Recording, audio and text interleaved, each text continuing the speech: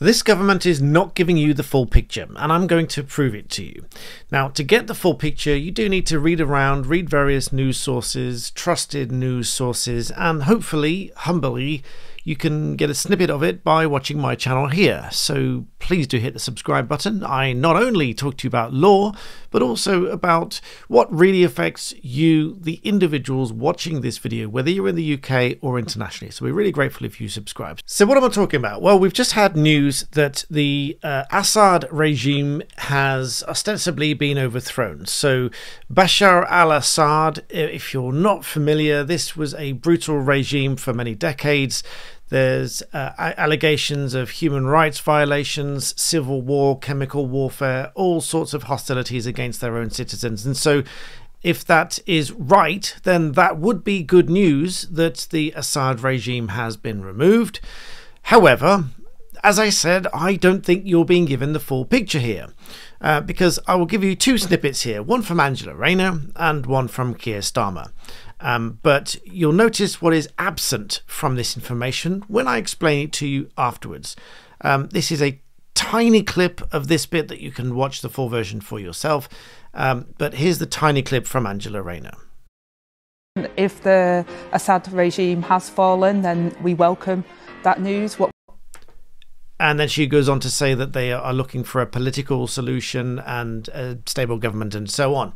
Then we move to the other page of the BBC here, quoting Keir Starmer. UK Prime Minister welcomes the fall of Assad barbaric regime. On the face of it, yes, I agree with that. If that is a barbaric regime that has been horrendously hostile towards their own citizens for many, many years, there's been a civil war going on for many years, etc. And this rebellion against him has also been for many years. And if now this has removed that regime, that's a good thing. But that's not the whole picture. But it says here, you'll forgive the blurriness to respect the copywriter here, but UK Prime Minister Keir Starmer says that he welcomes the fall of Bashar al-Assad's barbaric regime. And this is the key bit that they want you to see here. The Prime Minister this afternoon called for peace and stability in the country. That would be lovely. But let's read on and bear with me to explain what they miss out here, which I think is equally important, which is covered by other news, which I mentioned before, but I'll come back to that in just a second. The developments in Syria, he says, in recent hours and days are unprecedented, and we are speaking to our partners in the region and monitoring the situation closely. The Syrian people have suffered under the Assad's barbaric regime for too long, and we welcome his departure. And then there's questions over where Assad has gone to, what's going on, and so forth. But here's the bit that they miss out. Because if you go over to the likes of Reuters, I'm a contributing author for Thomson Reuters. I've done one or two bits for them on law and the development of the legal profession. If you pop over to Thomson Reuters, you can get a little bit more information about what's actually happened.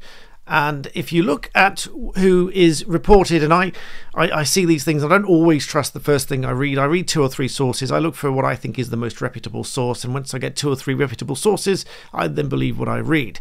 Now, it says here that this new administration, such as it is, Reuters says Western governments, which have shunned the Assad-led state for years, must now decide how to deal with the new administration, which is a globally designated terrorist group.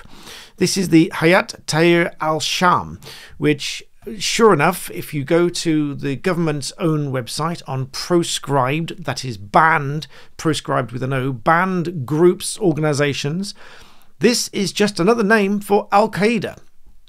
So Al-Qaeda, proscribed in 2001, banned in 2001, it says here the government laid orders in July 2013 and December 2016 and May 2017, which provided that ANF, there's Jabhat al-Nusra, etc., and the Hayat Tahrir al-Sham should be treated as alternative names for the organizations which are already proscribed under the name Al-Qaeda. So, in short, this rebel group that has stormed and taken over the regime in Syria, if you read from Thomson Reuters and again from The Telegraph here, The Telegraph paints another picture which you can read more about, why the next twist in Syria could bring greater horrors than Assad. Now, quite simply put, however bad the Assad regime was, and that is now gone on the face of it, it's been replaced by an organization which has been a proscribed, a banned terrorist organization in the UK at least since 2001. So it is a terrorist organization that's taken over this country now. And so the reports that I read are that 1 million or 1.5 million or so people may flee from Syria and may end up throughout Europe.